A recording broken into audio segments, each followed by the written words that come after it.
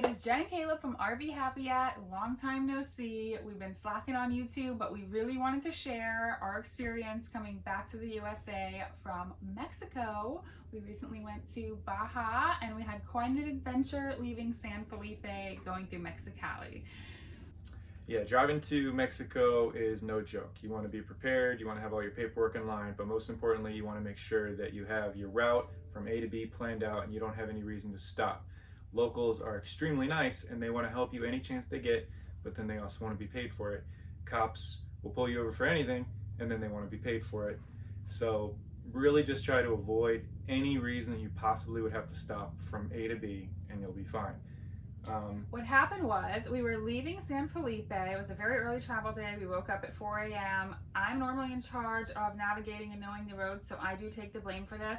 You know, I had the directions, I had it saved for offline, but Google Maps will take you basically to the Century Lane when you're going through borders, custom, all of that at Mexicali East, at least. That is what happened to us. So we end up in the Century Lane with our 60 feet total. And then homeless gentleman ends up putting a yellow cone in the middle of the highway, stopping me, telling me, from what I could gather from his Spanish, that we didn't have clearance, we weren't allowed to go up there, there'd be a $50 fine if we went that way. So him and then another person helped stop all the traffic, backed us up about 100 yards under an underpass and a turn, very stressful. And then, you know, of course wanted money, so I gave him a 20, but that wasn't enough. He wanted 50, and I pretty much just put my window up and started driving away. He held on to the truck as I'm driving away. Then we see a cop, and I think, oh great, he's gonna be able to help us out. No. So the cop then pulls me over and then tells me that having people ride on the side of your truck is an infraction. All through Google Translate, by the way, of course. Our Spanglish was not good enough for this conversation, so we're going back and forth with the phone. And that I had to follow him to the police station to be processed. And after going back and forth maybe 5-10 minutes, he had another police officer come telling me the same thing. We needed more money right there on the spot. Otherwise that we'd have to be processed.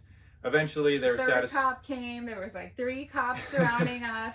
Yeah, eventually they were satisfied with $60.75. We gave them all the money we had left. And they pointed us in the direction of the correct lane. The correct lane, which was supposed to be the correct lane, which ended up being just a small car lane, which was even the local border patrol and everyone watching was just in disbelief. They didn't think that I'd be able to fit through it. Luckily, by some miracle, Caleb managed to navigate the rig. I have no idea how. It was just honestly a miracle through this short barricade with a very tight turn before you get to it. I felt a collective sigh of relief. I was outside, like watching, making sure he didn't crash into anything. I don't know how. All the barbed wire and razor blades are scraping the sides. It was a collective sigh of relief. It was a tight squeeze. With everyone in line behind us when we finally got through. And then there was another super tight turn that you also got through right after that in the car lane. And then surprisingly, the American Border Patrol, the second inspection you have to do on your way back out, is he said it's the better option just to pay them off.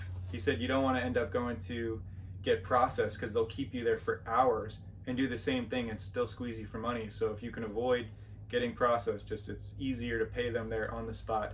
And that's coming from the U.S. border side, which was odd to hear. I beat myself up over this for days, but then I actually found in a Facebook group, this is a pretty common situation among RVers or Americans going back to the U.S. through Mexico. They end up in the Century Lane. Some of them are even fined up to $10,000 or held in jail. So I was shocked about this, and I really, really just want to prevent it from happening to anybody else. Moral of the story, know exactly what road you're going to take when you go home. Good luck. But we'll go again. I don't know if we'll go with the 5th wheel. Maybe we will, maybe we won't. What do you think? We're going again. We're going again. For sure. And this is from a guy who did not want to go to Mexico at all.